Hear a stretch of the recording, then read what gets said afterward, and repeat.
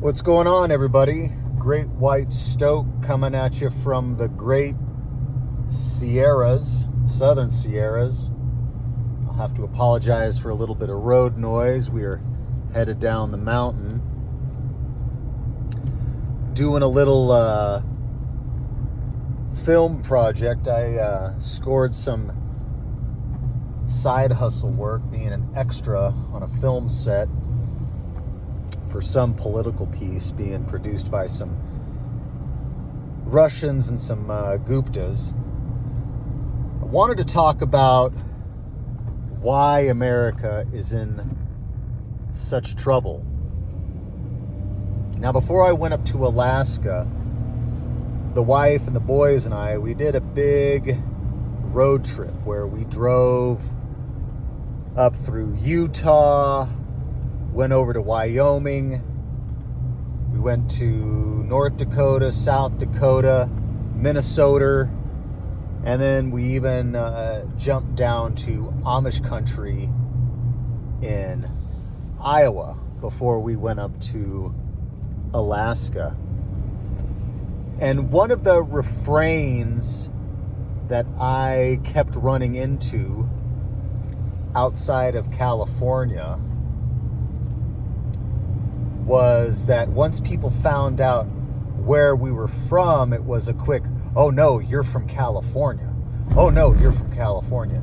South Dakota, North Dakota, didn't matter where. I mean, we're talking about like little hamlets separated by miles of highway where it's a veritable food desert. The only place you're going to get groceries is at like a Dollar General. So everybody is just malnutritioned, carved out, overweight, and maggot-tarded out. And the same refrain, oh, you're from California? Up in Alaska, you know, I got a fairly nice truck that I was double parking because I didn't want people throwing their door or shopping basket into the truck. Somebody asked me, what, are you spreading that culture around here? That California culture? And it dawned on me that Americans, now obviously that is a broad brush statement, so there are caveats, there are exemptions, but for the most part, Americans love the flag, the document that binds them, and their government more than they love their countrymen. And this is why America is in such dire straits. This is why there is no consensus. This is why there is no brotherly love, if you will. This is why American families have become so deracinated, because they have been propagandized from birth to pledge allegiance to a flag and a country that threw them overboard decades ago and is consistently trying to undermine them and replace them with a class of people that will be more subservient and okay with civil rights being increasingly restricted. And you saw this big time up in Alaska. You know, one of the main selling points of Alaska is, hey, you know, it's the last place for freedom. And in some instances, it is, because the territory is so large, they don't have the law enforcement to police all of it. So there's riffraff up in Alaska. There's a bit of wild, wild west mentality to Alaska. You got a lot of professional grifters up there, and industrial grifters up there. But really, the biggest selling point about Alaska is, oh, you know, you can still own a gun, which is true. You know, you can go in and buy a Beretta 92 FS and walk out with it right after you pay. Whereas in California, you've got that cooling off period, the waiting period. You know, you buy it and then you got to come back so many days later. But that's all you get for freedom in Alaska. You want to buy raw milk in Alaska? Wow, yeah, that's illegal. I think actually they just made it legal, but there's no facilities where you can just go to a store to buy it. You got to like search out farmers, and for the majority of the farmers out there that do have cattle, they're just hardcore zealots of Christianity and Christ cucks, and you know, you can't just go buy milk. You got to buy milk and then get evangelized as you're trying to leave the place. You get popped for a DUI. Man, they're not taking away your license. There's not enough public transportation around in Alaska.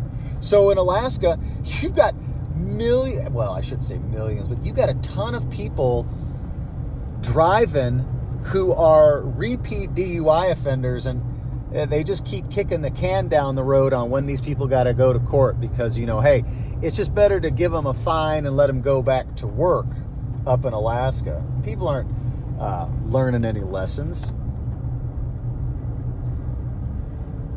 You know, and people like to say, oh, you know, it's California this, California is that. No state in this union is an island of itself.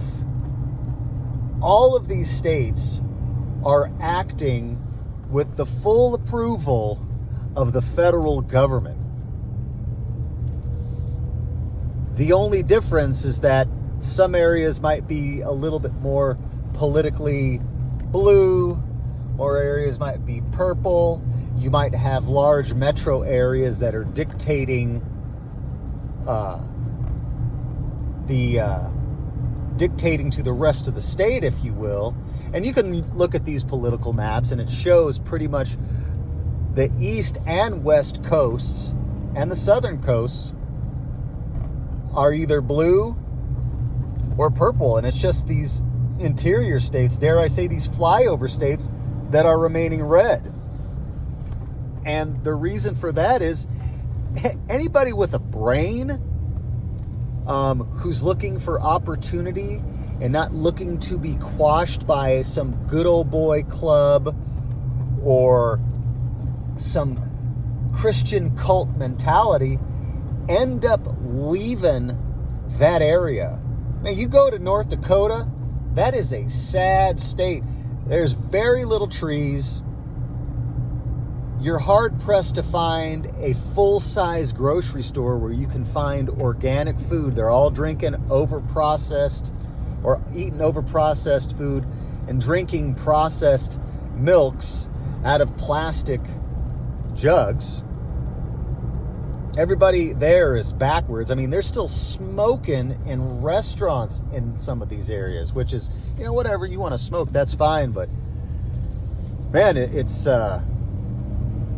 caustic going into some of these places. Now, you know, for the most part, they are going to be, you know, fairly quiet, and they're not going to give you any guff, but they're not going to be very welcoming either. And I think this is the biggest hurdle that Americans need to get over.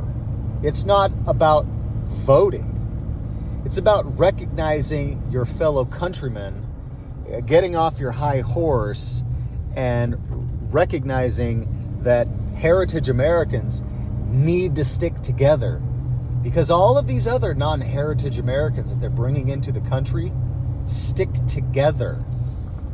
I mean, have you seen like how police are treated by these non-heritage Americans when something goes down? Man, the police are assaulted. The non-heritage American numbers exponentially grow as they push out, you know, law enforcement. That happens to Americans. Man, the best we could do is some Bundy standoff, and even then, it's just a bunch of, you know, overweight LARPers out there getting on camera asking for people to send them snacks after a few days. And even then, Ammon Bundy, right, ain't coming to the rescue of anybody else, right? He wanted people to come out there and stand up to the feds. And what did that get people standing up to the feds? Nothing, because Americans don't stick together.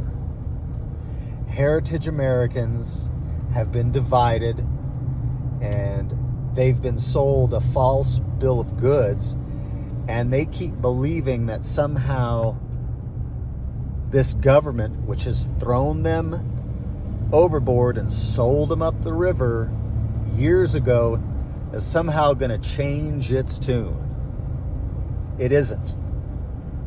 So Americans need to wise up and come to grips with the fact that a lot of them, especially if you've enlisted to go fight for Zog, you fell under a propaganda machine. You fell under the spell of a propaganda machine. Hell, we all have in some form or fashion. Shit, I was, the day before I was supposed to go do the duck walk, raise my right hand and sign my life away to good old Uncle Sam, right? My appendix blew. You know what happened then? The recruiter was like, wait, no, don't call us, we'll call you. Because the government doesn't want to send health compromised individuals to go battle and come back wrecked with PTSD or some type of injury. No. They want to send 100% healthy individuals to go be cannon fodder for Zog.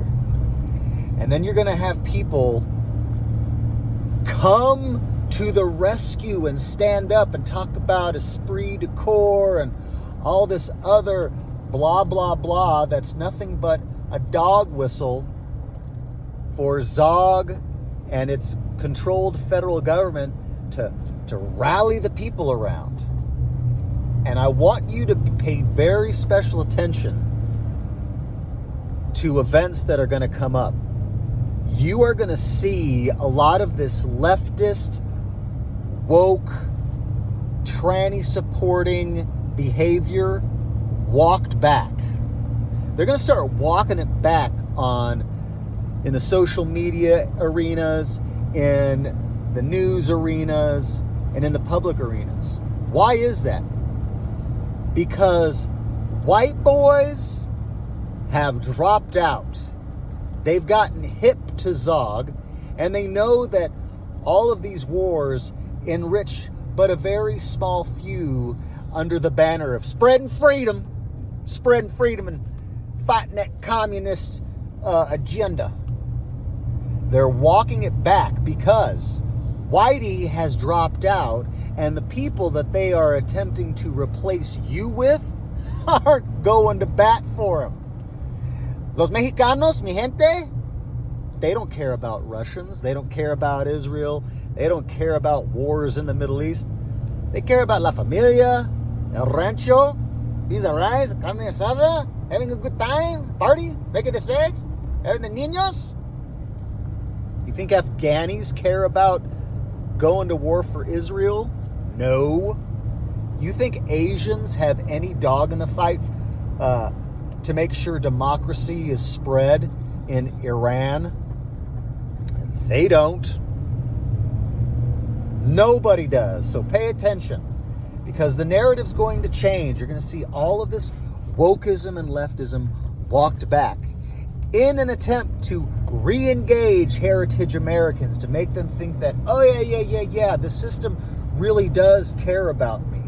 You know, look at the track record so far. What do you think? I know this is going to probably inflame some people with what I've said, but before you make a response, put down the device, take a few deep breaths, go for a walk, collect your thoughts, get back to me. Hugs and kisses, hope you are well. Look at that California sunshine, can't be beat. Bunch of slack-jawed faggots around here.